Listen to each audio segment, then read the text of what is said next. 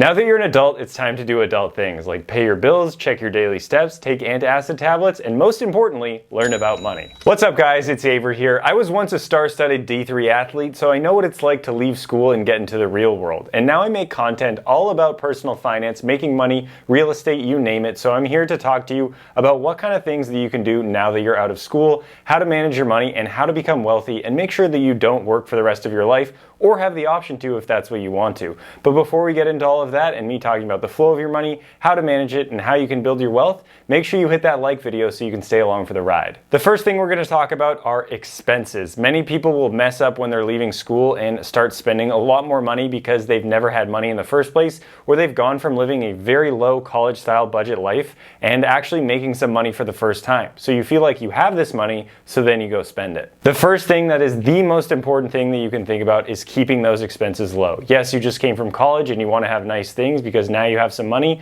but try to delay all of that, because if you're able to delay it while you're young, invest that money and do smart things with your money, then when you're much older, actually not that much older, then you can retire early, do the things that you want, and not be chained to a desk for the rest of your life. So when it comes to expenses, you really want to focus on your big expenses and keeping those low. That first thing would be housing, another would be transportation, as well as your food budget. People really screw up with their food and housing budget the most because they will get a very expensive apartment. When you're looking on apartments.com or many of these other websites, the apartments that are at the very top of the list are those really expensive apartments, those luxury apartment complexes, because those luxury apartment complexes have paid for ads to get to the top of those sites. So that's what you see and that's what you apply for.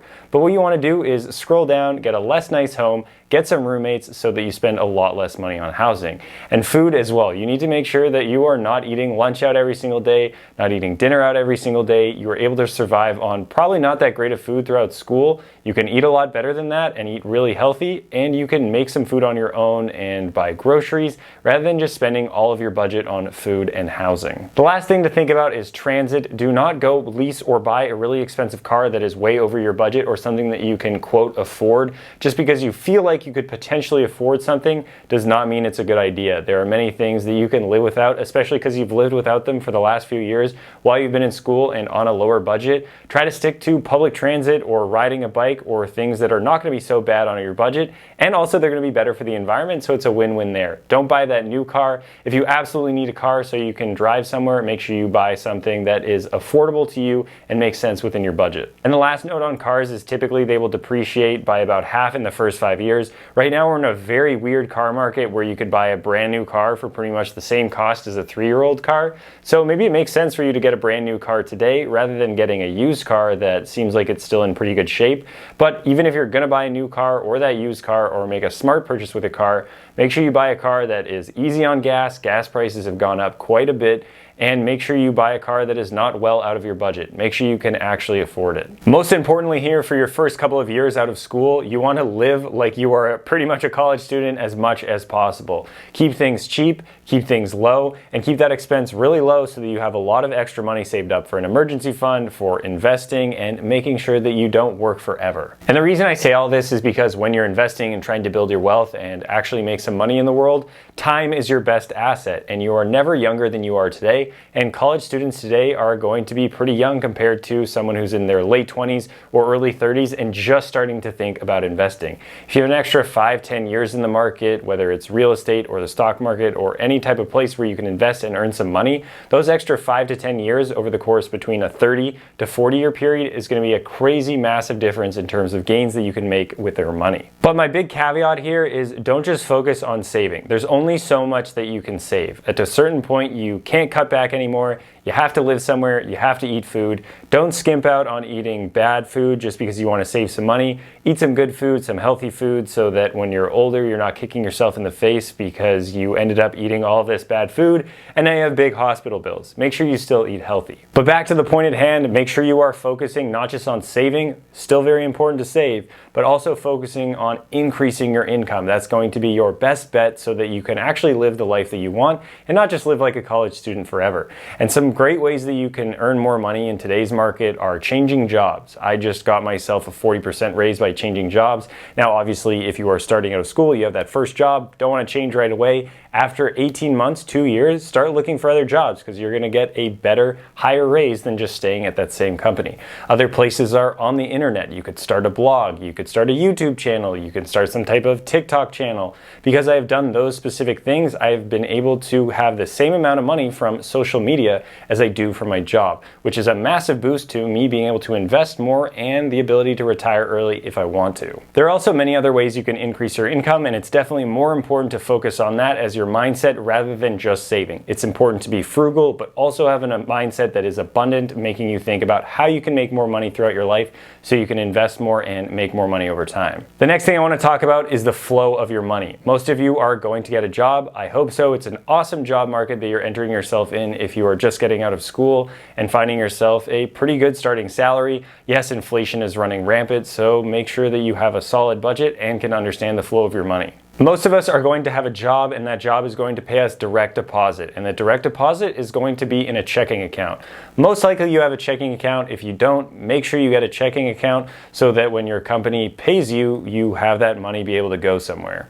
And then once that money is in that checking account, don't leave very much in the checking account. The way banks make money is by you leaving money in the bank, and then the bank holds on to that money, tells you it's safe, gives you the smallest amount of return possible, and then meanwhile they go ahead and lend out that money for a higher rate of return than the interest that they're paying you, and that's how they make money. They take your money that you worked very hard for and then make money with it. So don't let the bank make money with your money. Instead, take your money, put it into other places that will make you money. And actually, before it even gets to your bank account, you're going to have some deductions at your work and some things that you're gonna have to sign up for. You're gonna have benefits, you're gonna enroll on your first day. I actually just had my first day at a new job, so I just enrolled into some new benefits, but you're gonna wanna make sure that you put money towards a 401k account. There are many people out there who say that 401ks are bad, but you get a 100% guaranteed return if your employer does a company match. So if you get a salary and your employer will match 5% of each paycheck that you put in, make sure you put in 5%, because you put in 5%,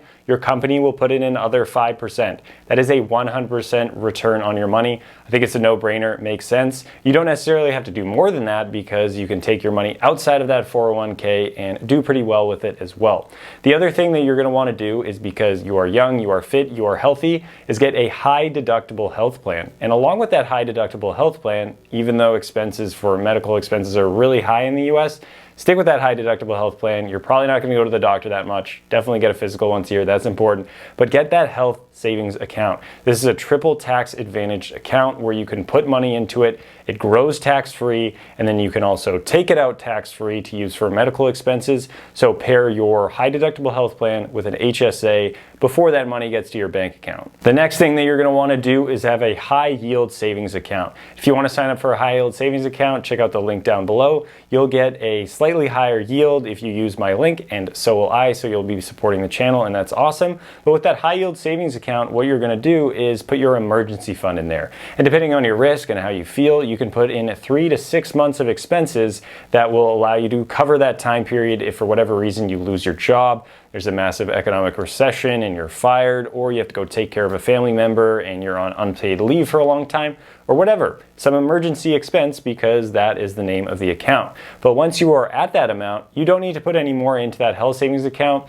And with a high yield savings account, it's going to earn you a slightly higher yield than just leaving it in a savings account with a bank. Next, the thing that you want to do is think about your retirement. Yes, you're going to be 40, 45 years away from retiring, maybe 50, because inflation has been running so rampant and Social Security is going to run out before you, myself, retire. You're going to want to make sure that you contribute to a Roth IRA. If the only ever investing that you ever did in your life was contribute the maximum of $6,000 per year to a Roth IRA, then you would be pretty wealthy come the time you retire, because you'd have all that money that you put in that's taxed at your today's income tax rate, which is going to be pretty low compared to the time when you're older, because you're going to make a lot more money over time because you are watching my YouTube videos. Then you're going to have that money that's going to grow tax-free. You could take it out tax-free money at retirement. So just contribute that $6,000 every single year. And if you start earning more than the threshold of when you can't contribute to a Roth IRA, which starts at $125,000, I believe. Then you can contribute less and less, and once you're at 140, you can't contribute anymore. Then do a traditional IRA, and then you can convert it to a Roth IRA. That's known as a backdoor Roth IRA, which I'm not going to get into, but you can do some research. Maybe it won't matter for you right now if you're earning less than that $140,000 amount, but make sure you max out that $6,000 every year into that IRA. After you've fully contributed to that Roth IRA, you can look outside into other investments, like in the stock market, real estate, cryptocurrency. Maybe pick which one you like the best, focus on one at first, and then once you start having more money, you can diversify and put it into each thing. For me, I really like real estate, so I bought a house hack. If you want to learn more about that, check out the link below. And that was the first big investment that I ever made, and now I also have a taxable brokerage account, plus I invest in cryptocurrency. So you can start doing some more and more things once you have money outside of that high yield savings account emergency fund, as well as that Roth IRA. The most important thing to think about here when you start investing is just another account. It's essentially like a bank account. It seems like a big, fancy, scary word, and you could put money in the market, you could lose money, but you can also gain a lot of money. Historically, people earn on average 7 to 10% in the market if they're just investing into a low-cost index fund. Just invest into some total stock market ETFs or index funds, and you're going to be just fine. And the best way to do that is to dollar cost average. So just buy those funds every single time that you get paid. Rather than thinking about when is the best time to get into the market, just buy all the time throughout the 40, 50 years of your life that you're going to be investing before you want to retire, or maybe 5, 10 years if you want to have a faster track at retirement.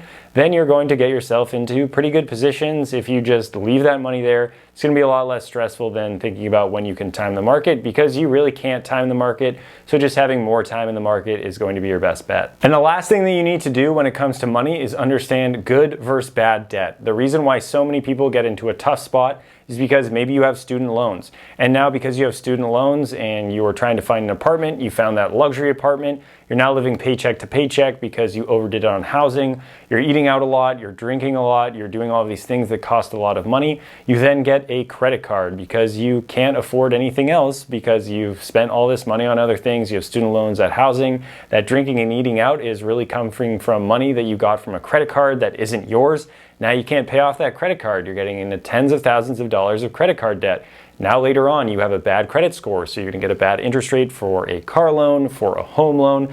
Plus you also have this bunch of debt, so you're not going to be pre-approved for as much money for a house. So this whole cycle continues. So bad debt is bad. That's exactly what it is. It makes sense. Most people say that all debt is bad, but there is also a lot of good debt. There is good debt that you can take, purchase something that will earn more than the amount of debt that you have so that you come out positive. An example of this would be real estate. You can buy a rental property. Let's say, for example, it is $100,000. You can put $20,000 down as your down payment. The bank will lend you $80,000 in debt. This is what your mortgage payment would be, but it is also debt. But now you have a $100,000 asset.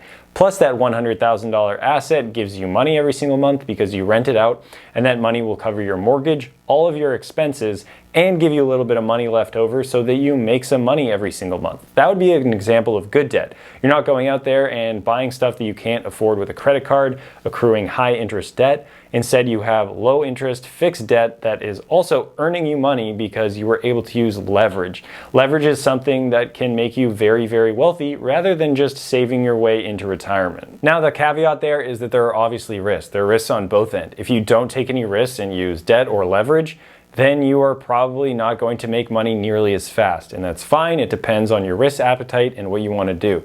But if you can take some risks and feel strongly about those risks that you are taking, be well educated on them, then it might not feel like so much of a risk, and you could potentially make a lot of money because that's what risks do. They allow you to get a high reward, but you can have risks like putting money into real estate where you feel strongly about it because you've learned about it and know that it's going to get you a pretty solid return depending on your investment. This is obviously not investment advice. If you're ever going to buy any type of rental property, know what you're getting into, the expenses, everything associated with it.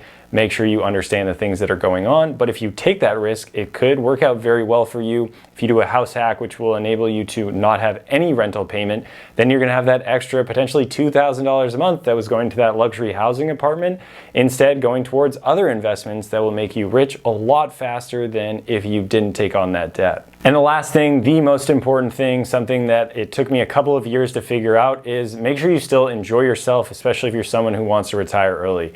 Don't say no to friends. Going out to eat and drink is definitely good because you want to enjoy life with people. Enjoying life is going to be one of the more important things. Money is important in figuring that stuff out so you can have a financially solid ground to stand on, so you don't have to stress about money. But it's also important to not stress about money and be around people that you appreciate, that you love, and that you actually want to be near. If you don't have any relationships and then you eventually have a lot of money, it doesn't really matter. You're not going to enjoy your time. So make sure that you still take time to carve out relationships and hang out with people that you care about. So if that was valuable, make sure you hit that subscribe button. And if you have any other questions, please leave a comment below. I would be happy to answer them. I try to answer every single question that comes my way. And if you guys like me here, again, please hit that like button, subscribe, tap that notification bell so you get notified when I make more videos like this. And if you like me on this platform, you might like me on TikTok or Instagram, where I make a lot of the same videos, but in short form. So thanks again for watching, and more wealth is coming your way.